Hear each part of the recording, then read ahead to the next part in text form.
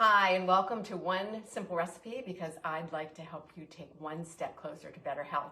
I'm Judy Mateski. I am a registered dietitian and culinary nutritionist with Athens Nutrition, and it's always good to be here every Thursday at 12 o'clock with you and sharing a new recipe. Today it is going to be an interesting one in the sense that I think we're going to talk a little bit about how to balance carbohydrates at breakfast along with making this recipe. So again, we try to cook with fewer ingredients. We try to keep it easy, although I'm looking at my counter and there are a lot of ingredients out here today, because we're making pancakes. And like, as you know, if you ever made them from scratch, you need your baking soda and you need your baking powder and you're going to need the flour. So it's everything you have in your pantry. So there's more than just 5 ingredients, but it's all things that most likely you already have on hand. So it's easy to kind of pull it all together. And we'll talk about how to make it even easier. Because I think when it comes to breakfast, we're trying to eat well, get out the door for many of us, if it's going to school, if it's getting back to work, if we're going back into the offices. So we kind of want to have things that aren't going to necessarily take a whole lot of time for many of us. So we'll talk a little bit about that. Okay, got a lot of things going here. There's a couple different parts. We're also going to do a fruit sauce at the end, and we'll talk about all the different kinds of fruits that you could use to make it, because pancakes don't always have to have syrup. I think we think they do, but they don't. So we can come up with something that's just as delicious, but also healthy, and bring a little bit more nutritional value to this breakfast or meal. This could be breakfast for dinner. If you have kids, we always did that when my kids were little. All right, so let's go ahead and get started. I will say that this recipe actually came from a really interesting course that I took. It was through Geisinger Medical Center out in Danville. It was a virtual class, and it was all on culinary medicine. And it was a course that they were presenting to the public and to their employees and to their physicians about, using food as medicine, which I believe wholeheartedly in, that it can be certainly part of a really healthy medical plan. All right, so let's go ahead and get started. We're going to do a couple things first. Now, this is an oat whole grain pancake. No refined flours at all in this, which is what I love about it, because if you're going to do pancakes, which is, carbohydrate-based food, you want the fiber, and we need the fiber to really help balance blood sugars out a little bit, and just to, again, bring more nutritional value to the whole recipe or the whole meal. So we're going to get started by using oats, and you can use, I recommend just the old-fashioned oats, and I have a huge container of them because I cook with them so many ways, making oatmeal, making granola, using them in muffins and pancakes. So I buy like a huge thing at Costco, and then I just keep them in this huge container so I have them accessible. I would recommend doing the old-fashioned 5-minute cook oats rather than the instant. I just think it's a little bit better as far as just your digestion and how long it takes to digest those oats. You can't, this recipe, it's tough to do steel cut oats because they're going to just be too crunchy. We're not going to be able to rehydrate them.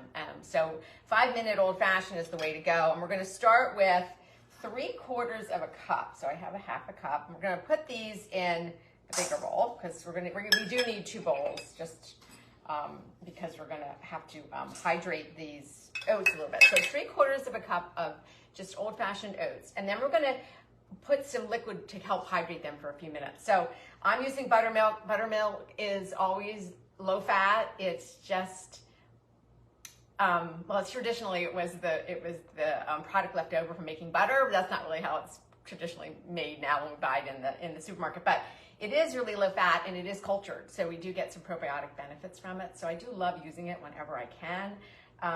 So we're going to use this as our liquid base, and it's 1 3/4 of a cup. Now, if you don't have buttermilk, don't worry. What I often do is I will measure out, maybe this is 1 3/4 of a cup of buttermilk. I would measure out about maybe a cup of yogurt, plain yogurt, and then a cup of plain yogurt, and then I would just add regular milk to it. And if you're not using dairy, you could use an almond milk or a plant milk, but and then just kind of whip it together, and you kind of creating your own buttermilk. We just want the acidity from that buttermilk. Or you can make buttermilk. It's just like 1 cup of milk to, I think, 1 tablespoon of vinegar or acid, and let it sit for a few minutes, and then that will actually start to curdle the milk. and you'll end up with something similar to buttermilk. So if you don't have it, that's fine. So we're going to so right now I'm just putting the oats and the buttermilk together just to kind of soften these oats up a little bit. So they'll still have texture, which we want in the oatmeal, but we do want them to just hydrate a little bit with the buttermilk. So I'm gonna sit this aside. This is gonna just sit aside while we're kind of working on other things. Let me just put it, I'll just put it over here. All right, so the next step is to kind of bring the dry ingredients together. And this is a way you can make this even easier if you want to save even more time, is that you can put all of this together and put it in a jar or in a airtight container. And then you have the dry ingredients already ready to go, so that when you want to go make the pancakes, all you're doing is rehydrating the oats with the buttermilk, and then we're going to add the eggs, and you're adding the liquid ingredients. But this is all ready. You don't even have to measure this out. This is for, I forget how many this makes, 8 servings. This makes like 16 small pancakes. So I've tripled this, and it works really well. So because I like to batch cook these so that you can cook them and then you can freeze them. So I maybe do 2 to 4 of the smaller pancakes and wrap them and put them in the freezer, and then I pull them out when we're kind of ready to have them, so they're already cooked. So that's even easier. So not only can you could just do the dry mix and have that made up ahead of time, and then put these together pretty quickly in the morning or the night before, or you could just make the whole thing and then freeze the actual pancakes and either, microwave them. Sometimes I put them in the toaster to defrost them, whatever you want to do. All right, so let's move on to the dry ingredients. So like I said, this is 100% whole grain because we're using the whole oats and we're going to use whole wheat flour. So I have just regular whole wheat flour. We're going to use, I don't know why I have a hard time remembering this recipe because I make it all the time. 3/4 of a cup of whole wheat flour. So, again, with your flour, I always keep my whole wheat, and I keep all my flours in the freezer. Just keeps them fresher. And then I usually you want to kind of stir them and just sort of fluff them up a little bit. And then we're just going to do, probably should be using a knife to make that more even, but fingers fine. We're just making pancakes here. We're just, we're not making a science experiment with a really fussy cake. All right, so 3/4 of a cup of the whole wheat flour. If you have whole wheat pastry flour, that's fine. If you have white whole wheat flour, which I have been having a hard time finding the white whole wheat. I don't know if you guys are too, but there during the pandemic, I could find it everywhere, and now I'm really finding it hard. All right, so now it's for our leavening ingredients. So we've got baking powder and baking soda. So we need a teaspoon of baking powder, and we need, I think, 3/4 of a teaspoon of baking soda. Yeah, 3/4 of a teaspoon of baking soda. And this is just to help lighten up the pancakes a little bit. All right, so 3/4 of a teaspoon of baking soda. Then you don't need any salt in this. You don't. It's, you're going to pick up sodium from the baking powder and the baking soda anyway, so you don't really need to add, or the baking powder. And then a little bit of cinnamon, just for a little extra flavor. So just like a 1/2 teaspoon. If I can get it out, I have this huge one from Costco because I use so much cinnamon. All right, 1/2 teaspoon. And then the only other thing that we're going to add now is just a little, like a tablespoon of brown sugar, just to give the pancakes just a slight sweetness, because we're not using syrup, remember, on this. We're going to use a fruit sauce, so it's okay if the pancakes just have a little bit of sweetness. You could skip this if you don't want to, but it's only a tablespoon, and I think it really does add just a nice little flavor.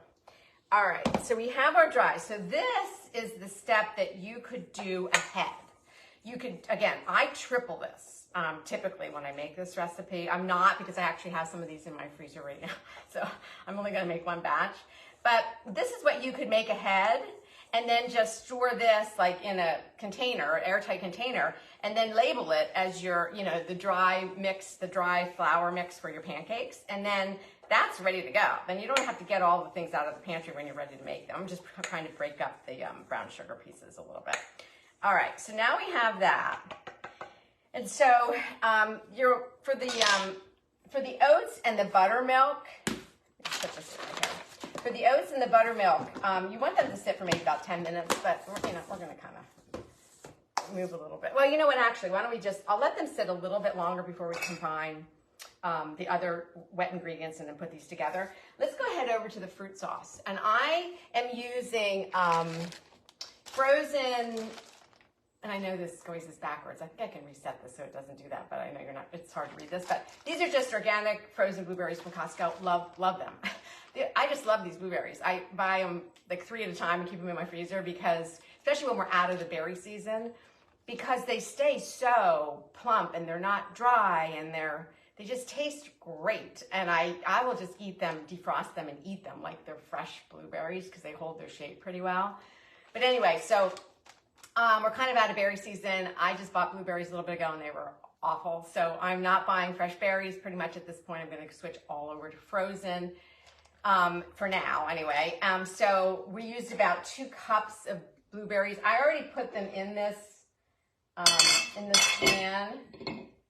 So you could use, and I was thinking as I'm making this, because typically I use berries because I was making it over the summer, or you could use peaches, you could use frozen peaches, you could use mangoes, you could use strawberries, you know, any kind of berry, obviously.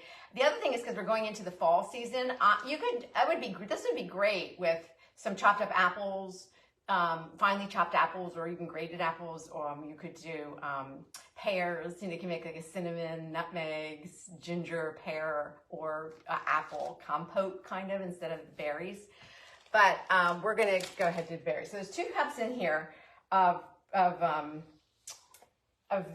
blueberries, and now I'm just gonna add about 1/2 cup of water, and I'm gonna get the heat on this a little bit.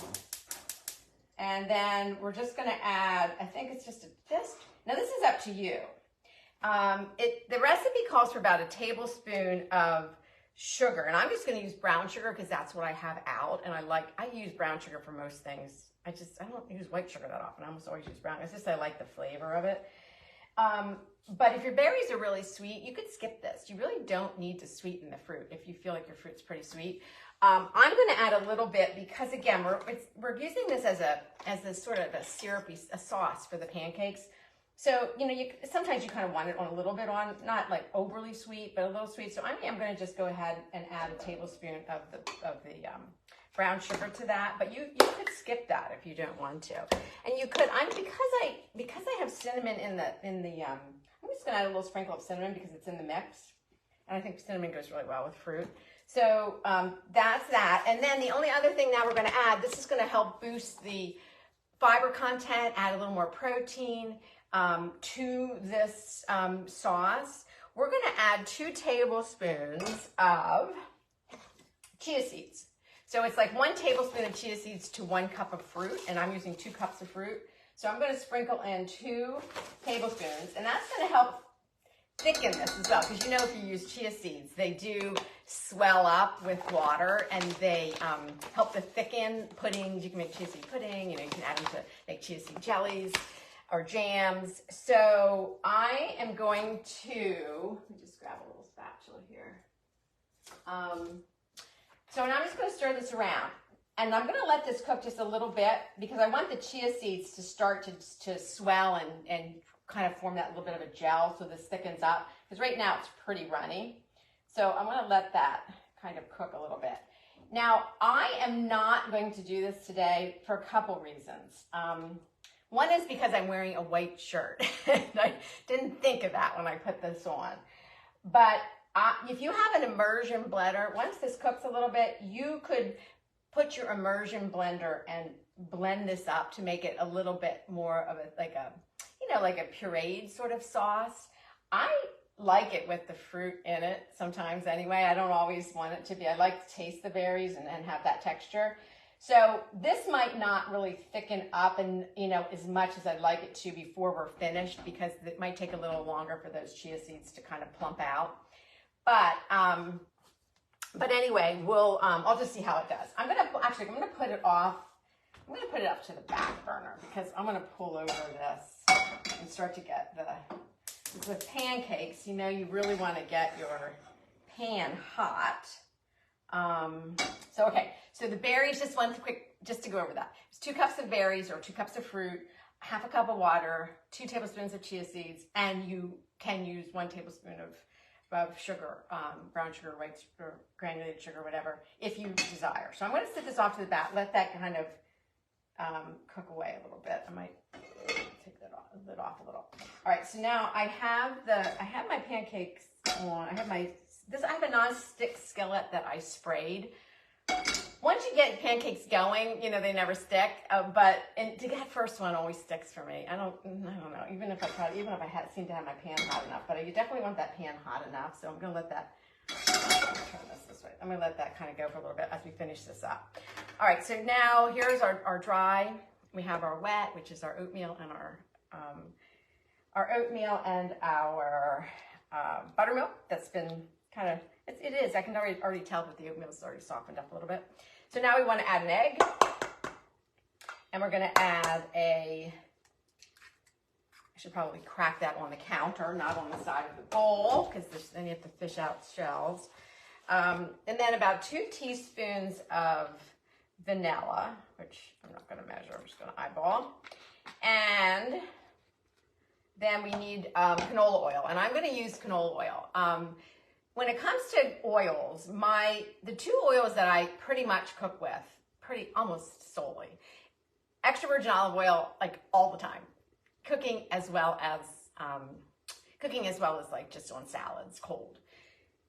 Baking, I'll sometimes use olive oil, but often that's when I'll use canola oil. And canola oil is another monounsaturated fatty acid, just like olive oil. So from a heart health perspective, and also, I know there's like so much out there right now about plant oils, most of which is not correct. It's anti-inflammatory. So these monounsaturated fats are really healthy. I always keep, again, with any whole grains, any seeds, any nuts, anything with plant oils, I keep all of that stuff in my freezer, just so that I don't have to worry about anything going rancid. I can hear this bubble in one. So they stay in my freezer, and any of my oils, except I keep my olive oil in the refrigerator. If I get a big container of olive oil, then I'll pour out what I need and keep it over here just for cooking purposes. So it's handy, but the rest of it stays in my refrigerator. And I always keep my oils in the refrigerator, again, just to extend their life. They'll stay fresher longer. You don't have to worry as much about them going rancid or getting that kind of off flavor. All right, so we're gonna add a little canola oil. I think it's only a tablespoon, so it doesn't really take much at all. So let's pop in the tablespoon of canola oil. That gives us a nice little healthy fat addition to this. And we're talking about balancing your plate or balancing your breakfast plate so that we're getting a good nutrient balance that sustains us throughout the morning.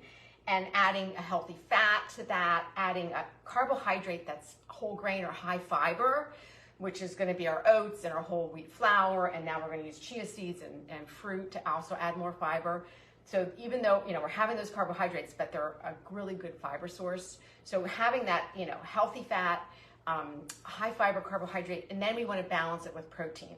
And we'll talk about that. Now these pancakes, just 2 of these 2 small pancakes, that's probably getting hot. 2 small pancakes will have about 5 grams of protein in them, just the 2 small pancakes. And then we're going to add the fruit sauce to that. So we're going to pick up several more grams just from the chia seeds that are in that. And then I'll show you as we plate it a way to maybe even boost it a little bit more, because it probably would be good to have a little bit more protein in the morning if that's something that you really want to add, which is usually a really good idea for morning. All right, so we have all of that added. Now I'm just going to add my dry ingredients. And with pancakes, you don't want to overmix. We're just kind of folding them together because we don't want to overmix it, because we want them as tender as possible. Quite frankly, I don't really care. It's fine. They're pancakes. If they're not quite fluffy, that's okay with me. I mean, they still taste great. And I'm just, I think they're great to have in the morning. I tend to eat this type of thing a lot in the morning. I'll have some sort of a pancake. I'll show you another option that I use that helps with the higher protein. And then I'll usually do a little nut butter or some Greek yogurt. We'll talk about that, with definitely always fruit. So that's a pretty typical breakfast for me. All right, so we have the blueberries are really simmering away here, so they're looking pretty good. You don't have to cook them long. We're just kind of letting them simmer a little bit. And they're starting to thicken up a little bit. They're going to thicken a whole lot more. I'm going to turn it off right now. They'll thicken a lot. That sauce is going to thicken a whole lot more as it cools. So it won't be real thick right now. All right, so to make the pancakes, we're going to do them in, it's a 1/4 cup per pancake. So I have a 1/4 cup, and that's just kind of a nice way to kind of do serving sizes. So it's 2 pancakes per serving or 4 pancakes per serving, depending on, you know, again, how hungry you are or how much you really need in the morning. So I'm going to add a 1/4 cup, and right now I don't have a flat double grill pan, so I'm going to just do these in this, which I don't love because sometimes it's hard to do them in a skillet like this. I like my nonstick skillet for this, or if you have a cast iron that's nonstick, that would be great.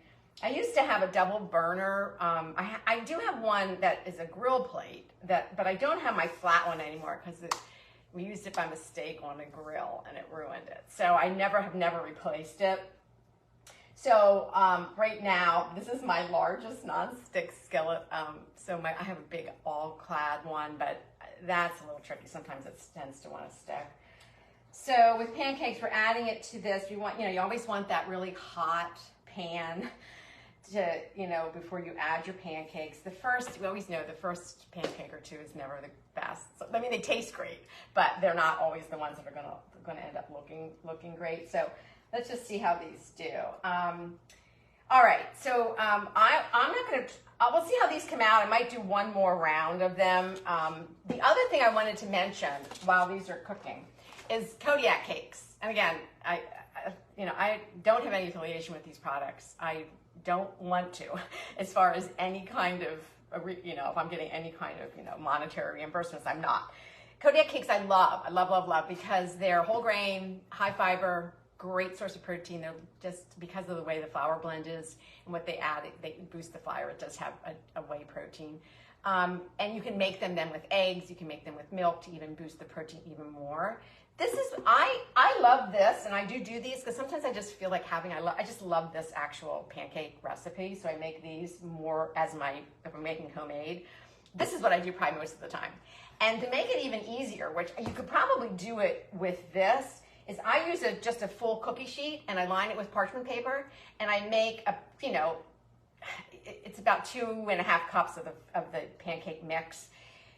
And then I just put it right on the sheet tray and I bake them at 350 for about 10-15 minutes. And then they all get done at one time, and then I cut them in squares, and then I freeze them. And that's what I'll end up having in the morning a lot. Or you could do the same thing with something like this, I think. I haven't done it with this fresh. I don't know why you couldn't. It's pretty much the same thing. So you could do these if you want to do it all at one time and save time. Do it on a sheet tray and then pop them in the oven, and then you're ready to serve a whole bunch of people at one time. Or you could, like I do, I just make them ahead and then freeze them, and then I have them ready. And so if you're doing that for kids, that's another great thing. All right, let's just see how these little guys are doing. And once they start to bubble at the top, and that's when you kind of want to flip them. And most of you, I'm sure, have made pancakes. And if not, that's okay too. But you kind of wanted to see them, little bubbles popping at the top. Oh, these actually turned out, for the first pancake, these actually look pretty good, because typically that's not the case. All right, so I had a really nice hot pan, which was great, and that worked. So I'll probably just do these two, because what I want to do is I want to show you a little bit about how to make, let me get things out of the camera angle here. Let's maybe pull a few things over here, because I want to talk about how to do a balanced type of breakfast. Instead of having a stack of pancakes, which, again, I don't know where that came from, why anybody would eat a stack of pancakes. Well, I know it's not true. I know if you love pancakes, you might want a stack of pancakes, but nutritionally, it's a whole stack of pancakes. It's a lot of pancake, a lot of carbohydrate. That's probably not the best for most of us, especially first thing in the morning. So if you enjoy pancakes, then great. It's okay to have carbohydrates. But let's just balance them a little bit. So not only for just nutritionally, because the more balanced your plate is, the more nutrients you're getting, and it's such a great way to start the day with something that's balanced, but it holds you longer. Chances are you probably are going to feel great till lunch, that you're not going to get that mid-morning, like, oh, I need something to eat, or I feel like I want something sweet. You probably will feel pretty good. All right, so these pancakes are probably pretty well done. So this would be considered like a small serving. Would be just two of these quarter of a cup portion pancakes. If you obviously if you need more, that's okay too. You could do 4, that's fine. It's up to you. But we're trying to create a balance here where we're getting at least 5 or 6 grams of fiber, which we will. And then at least, I would say 15 to 20 grams of protein as part of this breakfast. And then a little bit of that healthy fat. We already have a little bit coming from the canola, but we could probably add a little bit more here. So what I would do with this is I would do one of 2 things. I would add maybe a half of a cup of Greek yogurt. I would do plain yogurt because we're going to add that fruit sauce. We're going to get some sweetness. We don't necessarily need the yogurt to be sweet. So like a low fat or a fat-free Greek yogurt, that's a good 13 probably grams of protein in a half of a cup. Or, and this is what I love, is I love cottage cheese. So I will use cottage cheese a lot in the morning.